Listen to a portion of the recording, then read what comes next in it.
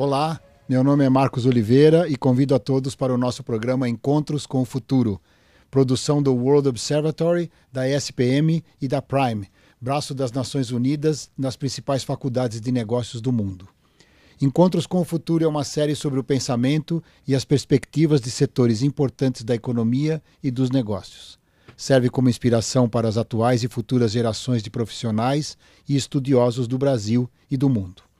Tenho aqui ao meu lado Anaísa Salvador, professora doutora do curso de administração da SPM, Rafael Lionello, professor doutor de Marketing Analytics e líder do Squad de Inteligência Artificial da Inova SPM, e o nosso convidado de hoje, Cláudio Zanão, presidente executivo da ABIMAP, que é a Associação Brasileira das Indústrias de Biscoitos, Massas Alimentícias e Pães e Bolos Industrializados. É um prazer ter você aqui, muito obrigado pela tua presença, e a gente já vai entrar diretamente nos temas principais que a gente quer discutir hoje, e começando por perguntar para você, Zanão, por favor, em um setor tão competitivo, a inovação é crucial para o crescimento. Quais inovações tecnológicas ou novos produtos a ABIMAP vê como transformadores para a indústria nos próximos anos? Bom, boa noite, obrigado pelo convite, é um prazer estar com vocês aqui. Nós trabalhamos com produtos altamente populares. Do dia a dia na mesa do brasileiro, o macarrão, que é um produto ágil, nutritivo, barato. Biscoitos, que quebra galho de tudo quanto é lado, seja ele no almoço, no jantar, numa refeição intermediária. E pães de forma, nós chamamos pães industrializados, que é um grande concorrente do nosso pão francês, tradicional pão francês, mas hoje com uma vida útil muito maior, ele está cada vez mais na mesa do brasileiro também. Inovação é fundamental para qualquer produto, seja ele na área de embalagem, na área dele de formulação, no aspecto, e formulação é fundamental. Se você tiver inovação, você tem uma chance de chegar na mesa do brasileiro, chegar lá. E a inovação, o brasileiro gosta de provar. Então isso é ótimo. Então se você colocar isso na gôndola, ele vai tentar comprar, ele vai tentar provar. Muito bom. Como é que você classifica o mercado brasileiro no momento atual? Como é que está o consumo brasileiro desse tipo de produtos que vocês comercializam? As técnicas de produção e de comercialização, como é que você classifica o Brasil nesse mercado tão disseminado no mundo inteiro que é dos produtos da ABIMAP? Como eu disse, nós somos do dia a dia do brasileiro. Biscoitos e macarrão, massas de uma maneira geral, nós somos o terceiro mercado consumidor mundial. Então nós somos muito mais vistos do que queremos sair daqui. E pães de forma nós estamos em sétimo em volume no mercado mundial. Então são produtos altamente consumidos. A indústria brasileira é muito moderna, ela é atualizada, ela tem equipamentos de altíssimo volume e ela é informatizada também. Você não tem mais o toque humano no produto. Desde a massa ser preparada até o produto estar embalado, tudo é automatizado. Então nós estamos sempre conseguindo oferecer algo diferente a um preço justo. E como é que vocês estão vendo o futuro? O futuro, vamos dizer, do setor, o futuro dos alimentos industrializados. Como é que isso hoje em dia se adequa às demandas que vocês já têm? Como é que o setor vê o futuro desse segmento no Brasil? Sem industrialização, sem produto industrial, o mundo vai acabar, nós vamos passar fome. Não tem como você querer comer sempre produtos orgânicos, produtos naturais, que é impossível. Volume é com a indústria. Para vocês terem uma noção, uma máquina de macarrão ela chega a produzir 10 toneladas hora. Olha. Biscoitos 5 toneladas hora.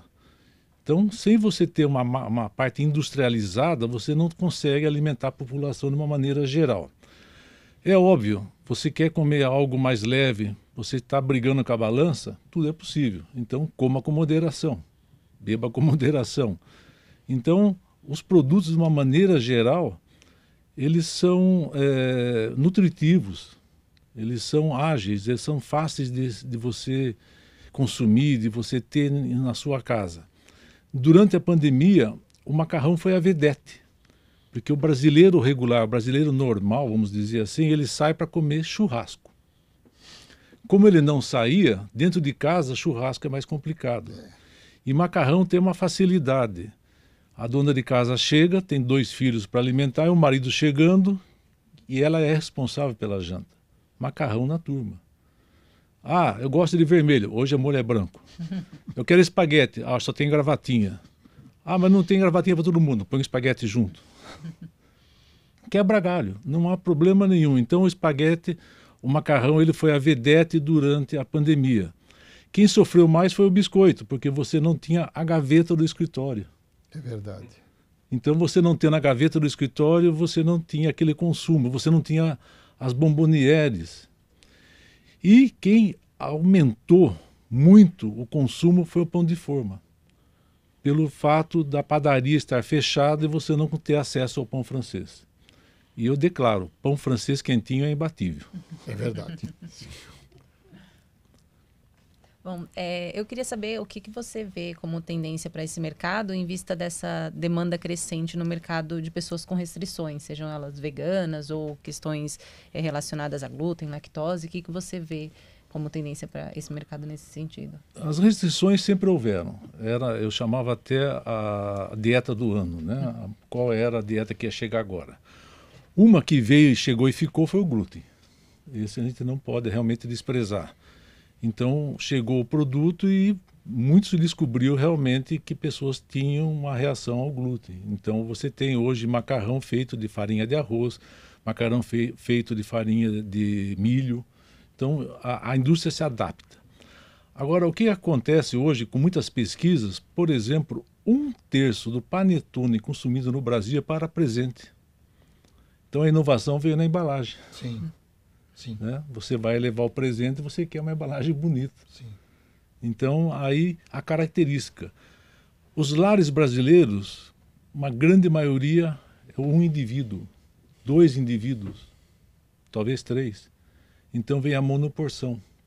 Se você comprar 500 gramas para 2, talvez dure uma semana, 10 dias. Se você comprar menos volume.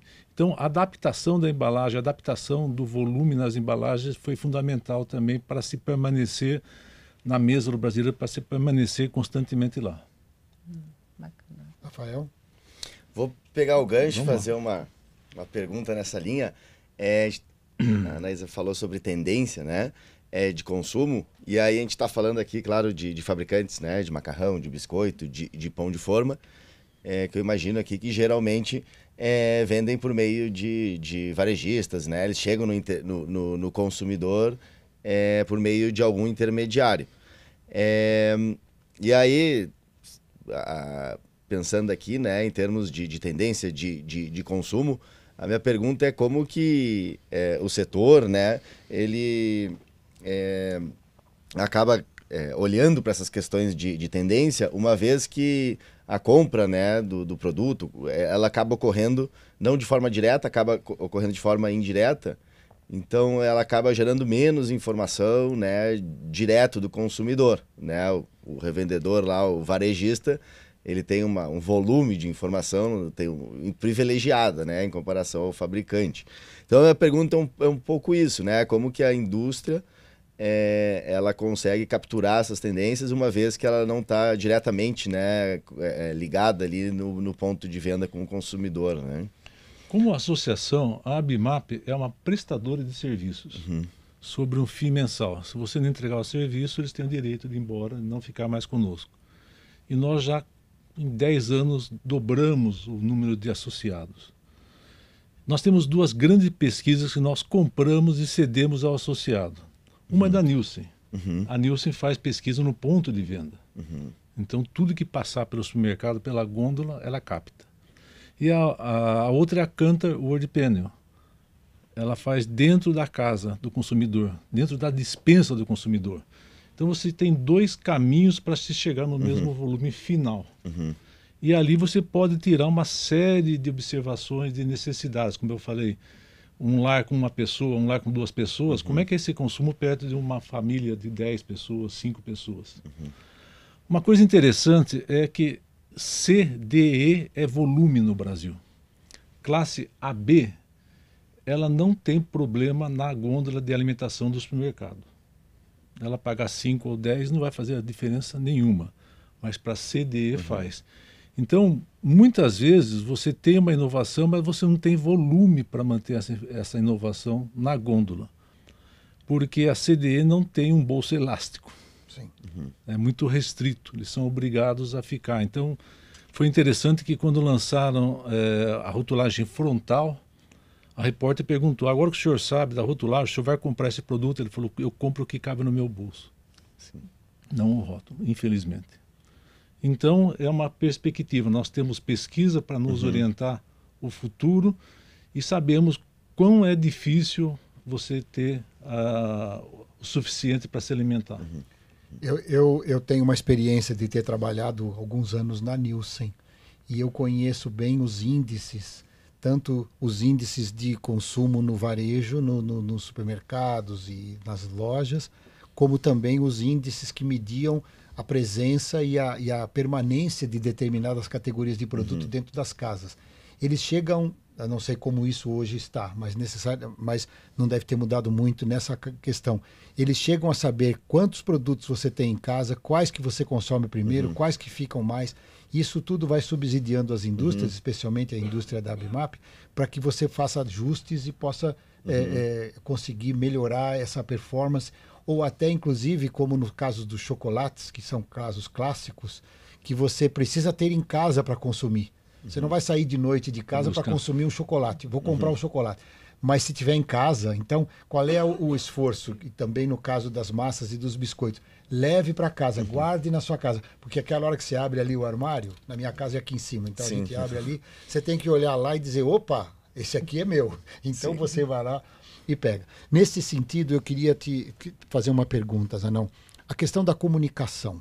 Como é que você vê o teu setor se comunicando com os consumidores, transmitindo uma impressão das coisas modernas, dos mais modernos conceitos e entregas que as demandas, pegando aí o ponto da Ana, que hoje existe uma mudança de comportamento, especialmente nas classes A e B, mas como é que vocês estão se adaptando para comunicar tudo isso que a indústria trabalha? A indústria de alimentos, normalmente, ela não é muito pródiga em fazer comerciais, em chegar lá, porque ela tem umas margens mais reduzidas. Então, ela é obrigada a se comunicar um pouco mais de um canal indireto. Por exemplo, hoje a mídia social, isso ajuda bastante, todos eles já têm. Sim. Uma coisa que ajudava muito antigamente era a embalagem, mas nossa embalagem está virando bula. Então, nós estamos perdendo a embalagem porque tem tanta informação e uma informação que não tem a linguagem do consumidor, isso que é pior. É uma linguagem técnica, uma linguagem química. Sim. Então, aquilo pouco adianta. Mas cada país tem o seu sistema, tem a sua ideia de trabalho. De uma maneira geral, a indústria se comunica muito no ponto de venda. É ali que se decide o shopper na hora se ele vai levar aquele produto ou outro. Então, o produto bem exposto, bem trabalhado no ponto de venda é fundamental para que ele tenha o consumo no momento correto, no momento certo. Eu não vejo, basicamente nós não vemos propaganda em TV. Sim. Isso, o custo-benefício é muito alto. Sim. Então você acaba ficando muito mais na mídia social, nos sites e no ponto de venda. A penetração é 100%, né? Todas as lojas têm algum produto das categorias de vocês e, portanto, a questão é mais uma briga pela participação de mercado, pela preferência deste ou daquele produto mais sazonal, como você comentou dos panetones e tudo. O biscoito e o macarrão é 99,6% de penetração. Ainda falta 0,4, então. Temos um objetivo aí. Preciso localizar esse indivíduo todo ano. Quem é aquela pessoa que não muda comprou. muito ali. O pão é um pouquinho menos, chega a 90%. Ele foi muito bem agora, como eu falei, na pandemia. Mas eu lembrei de um fato de inovação. Há 10 anos atrás, perguntaram qual era a melhor embalagem de biscoito. A pessoa respondeu, aquela que não faz barulho na gaveta quando eu abro. Lá no escritório, né? Exatamente. Né? Aquele... Aí o cara entrega tudo. Ela entrega tudo. Tem que ser um papelzinho macio. Mais macio, etc. E você vê que as nossas embalagens também mudaram, né? Elas foram se adaptando. As embalagens são muito mais hoje seladas, ela tem uma garantia de qualidade. Então, o nosso produto ele não deve nada ao produto estrangeiro similar. Que bom. E pela extrema penetração da categoria, como é que você define para nós a questão do suprimento? Existem fábricas que atendem todo no Brasil inteiro? Porque alguns setores são produzidos mais numa região, outros noutras. Mas no caso da Bimap, você tem representantes e associados no Brasil inteiro? Sim, nós temos 150 associados. É óbvio, né? O Pareto funciona em qualquer varejo aí. Então você tem sempre aquela tendência. Mas o bacana no Brasil é que o líder de macarrão e biscoitos, ele tem 1/3 desse mercado e é nacional. Ah, olha que bacana. Tá? Eu posso citar se vocês quiserem, porque ele está em bolsa. Sim. Mas então você tem, para ele se manter líder com 1/3 de share, você imagina então o trabalho que eles desenvolvem. Sim, sim. E eles têm marcas no Brasil todo, eles têm uma tendência a não eliminar a marca quando adquirem um concorrente. Então eles chegam a ter 15, 16 marcas diferentes. Macarrão é um produto que não aguenta frete. Sim. Então se você viajar muito, o frete é maior do que o preço. Então você tem que ter fábricas regionais, e você tem muitas fábricas pequenas que acabam suprindo. Eu morei alguns anos em Goiás e o pão de forma chegava vencido. Ah, puxa vida. Porque era uma semana, 10 dias, né? Não dava tempo. Hoje já tem pão de forma com 60, 90 dias de prazo de shelf life. Então a adaptação é constante, né? E aí a estratégia, a logística é fundamental. Muito bom. Ana. Você vê... Não, aqui, quando eles perguntaram sobre a comunicação, eu ia falar para você lembrar das datas também, né? Ah, tá. Vamos lá, pode emendar que depois a gente edita e fica. Ela está querendo dizer que nós, da associação, nós tínhamos dia 25 de outubro, é o Dia Mundial do Macarrão. E foi também promulgado como Dia Nacional, também na época foi acertado isso. E 16 de outubro é o Dia Mundial do Pão. Então é celebrado como o Dia Mundial do Pão. Então outubro é o melhor mês então para nós, porque eu adoro. Exatamente. E nós criamos 20 de julho o Dia do Biscoito. Ah, muito bom. Porque o nosso associado falou, por que macarrão e pão e por que biscoito não tem? Então, se vocês querem, nós criamos o Dia do Biscoito também. Então, são datas comerciais que nós utilizamos, que o nosso associado utiliza para promover os produtos. Sim, muito bem.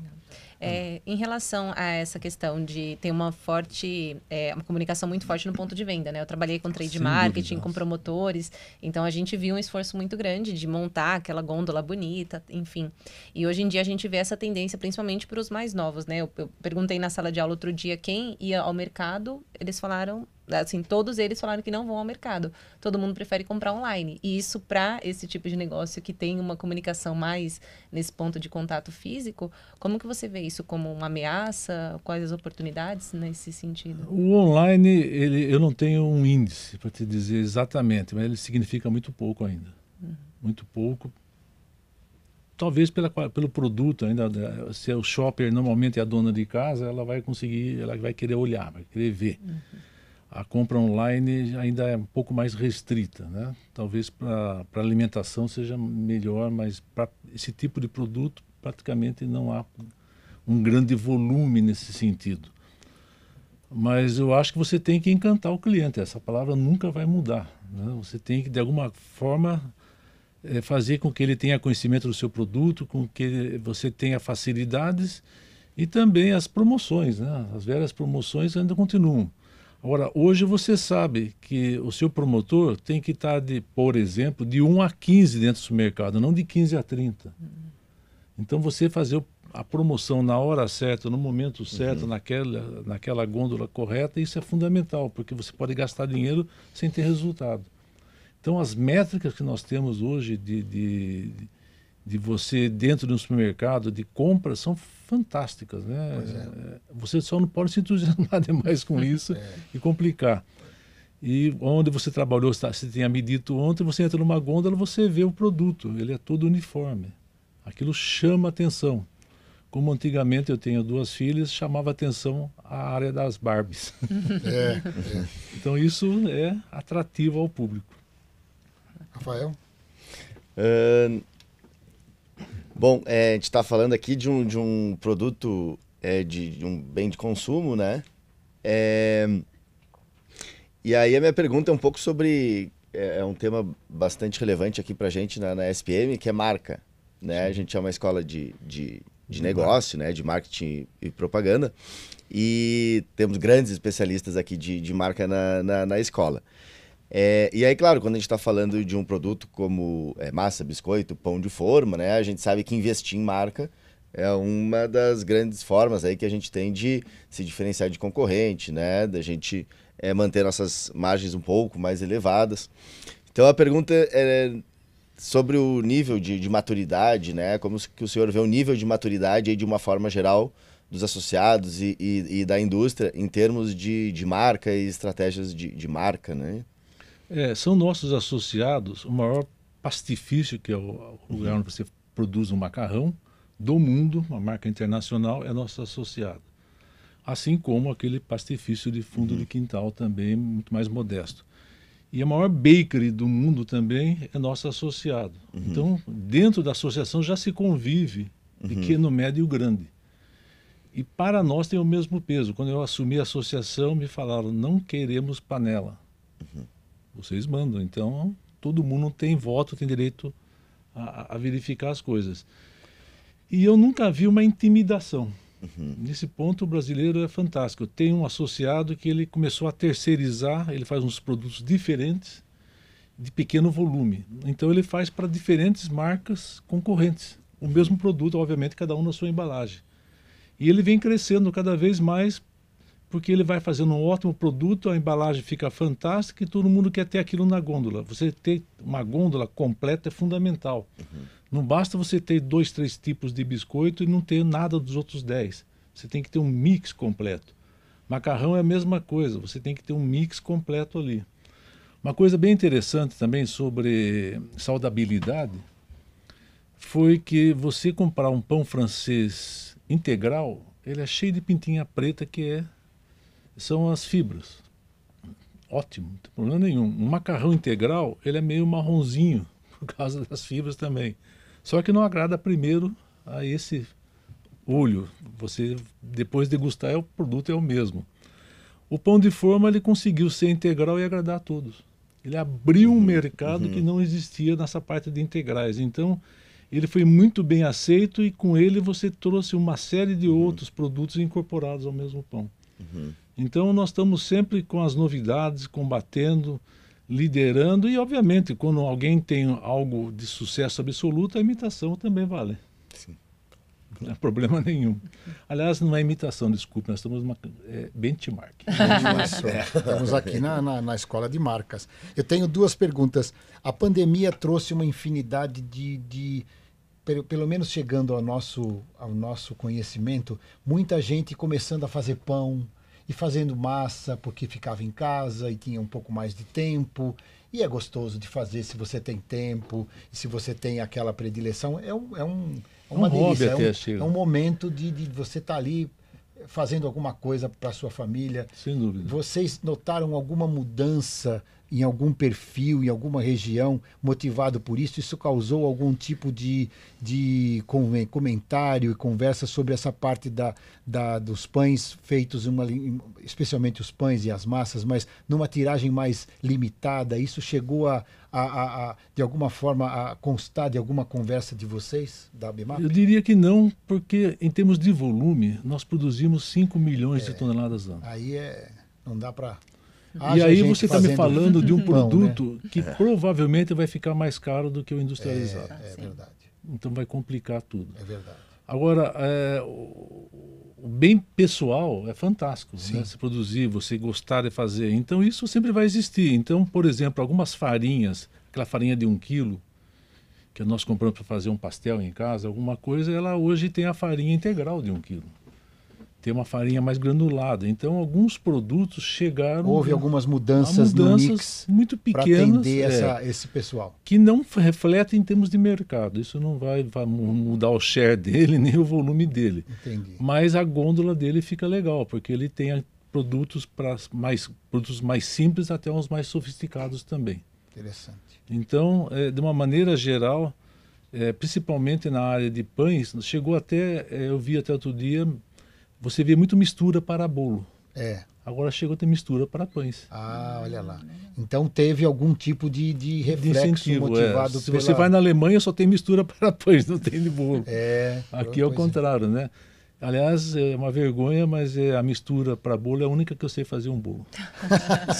Isso aí, olha, segredos nunca antes revelados, hein? Atenção. Deixa eu fazer uma pergunta que para mim é importante ainda mais no ambiente que a gente está aqui. A categoria que a ABMAP representa, as categorias, elas são categorias grandes, né? De grandes volumes. Elas exigem grandes estruturas de distribuição, grandes estruturas de produção de matérias-primas, de controle de qualidade. Quer dizer, é um jogo que se joga com muitas empresas, mas tem que jogar pesado, né? Você tem que investir, você tem que manter aquela qualidade e tudo mais. A ABMAP tem recebido novos associados, ou seja, há um grande número de empresas novas surgindo nesse setor, que é um setor forte, que você não é qualquer um, né? Nós vamos criar aqui a nossa empresa, não é fácil fazer isso. Não. Como é que está essa chegada de novas empresas na ABMAP para trazer talvez uma visão diferente, uma visão nova no mercado? Nós não temos 100% dos fabricantes brasileiros na associação. Certo. Os maiores, os principais estão lá. Sim. Mas a todo momento chega algum associado pedindo para entrar.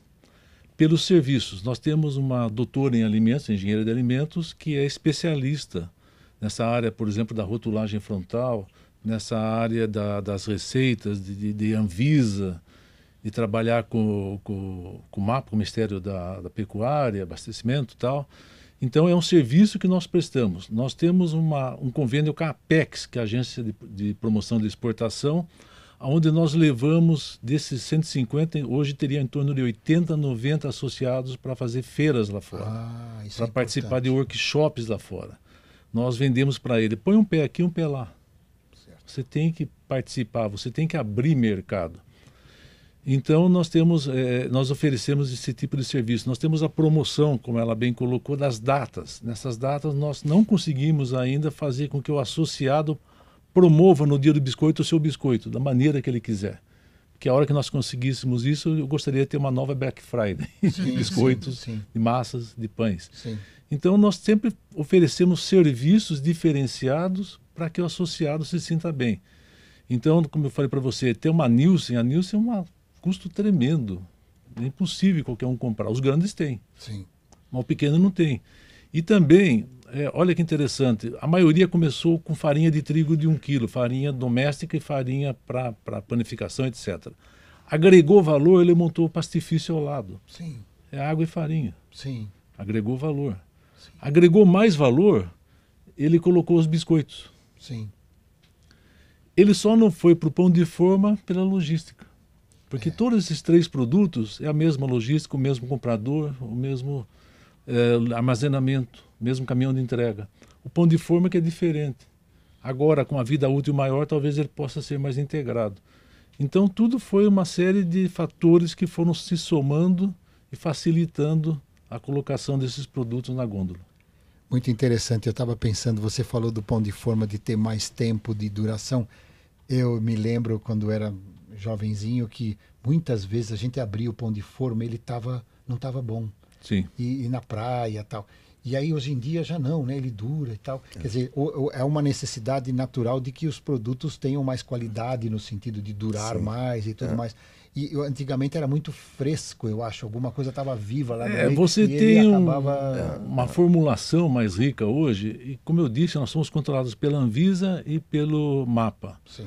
Então, tudo que é feito é aprovado. Sim. Você não pode colocar nada ali que não tenha passado pelo crivo governamental. Sim, sim. Então não há nenhum problema em consumir os produtos. Agora, se você beber água em excesso, você passa mal. Sim, sim, sim. Então o excesso sempre é prejudicial à saúde de uma maneira geral. Zanão, a gente tem sempre um costume aqui de concluir os nossos encontros pedindo que as pessoas comentem a respeito da visão que tem sobre o futuro das categorias que trabalham, que conhecem e que lidam. Então eu queria te pedir isso também. Como é que você vê o futuro da Bimap, o futuro do seu setor, para onde vai isso e que vocês estão trabalhando, estão esperando, estão investindo para que aconteça no mercado que vocês representam? Rapidamente, macarrão é um produto fundamental. Nós temos cerca de 60 formatos, mas metade do consumo de macarrão no Brasil é espaguete. A Itália tem 500 formatos. Olha. É quase uma religião. Para lá de novo. É quase uma religião. Então você tem muitas saídas aí, muitas coisas. Então vai Páscoa, tem lá o do coelhinho. É Natal, tem a árvorezinha. Então é você a promoção no lugar certo, na hora certa. Biscoito é incrível, né? Você pode fazer uma dieta na base do biscoito ou pode até pegar um produto mais que você tenha mais prazer, seja mais adocicado, alguma coisa. E são mais de 1.600 tipos diferentes. Então ele tem para toda ocasião, para um lanche depois, para ficar até mais tarde. Aqui em São Paulo, que a gente pega um carro e demora 1 hora para chegar, o biscoito quebra o galho ali. Ou uma viagem maior, você morde um biscoito e você tira o sono da cabeça também. Então ele é muito versátil, muito fácil. E o pão de forma ele está chegando agora pesadamente. Ele está concorrendo muito com o pão francês porque o custo dele por quilo chega, a maioria das vezes, a ser menor que a da padaria. Quer dizer, o custo porque nós não compramos pão francês por quilo, nós compramos por unidade. E pagamos sem saber, às vezes, que aquele quilo é muito maior. Então, o pão de forma ele veio, mas não elimina. Eu vou na padaria de manhã para pegar um pão francês quentinho para o café e levo um pão de forma para a semana, para a janta, etc. Então ele abriu um caminho, ele é hoje a refeição principal, ele pode ser o lanche, ele pode ser o jantar de fim de dia. Então são 3 categorias que estão se reinventando a todo momento e aproveitando os momentos, as boas horas de consumo. Então você vê que as empresas do seu setor estão se adaptando para as mudanças sociais, né, de trânsito e de tempo e de unidades residenciais com 1 ou 2 pessoas. Isso tem acontecido, essa evolução da indústria para poder acompanhar e liderar essas mudanças? Como eu te falei logo no começo, como é que eu ia descobrir que 1/3 do panetone é presente? Pois é. Por que eu ia fazer a embalagem? Então agora eu sei, eu vou chegar lá com aquela caixinha simples, não, eu pego um pouquinho mais sofisticado, algo diferente. E o bacana é que o produto lá dentro também, há 5 anos atrás nós trouxemos lá dos Estados Unidos uma cientista de alimentos, ela fez um salão do panetone aqui, ela falou, e o salgado?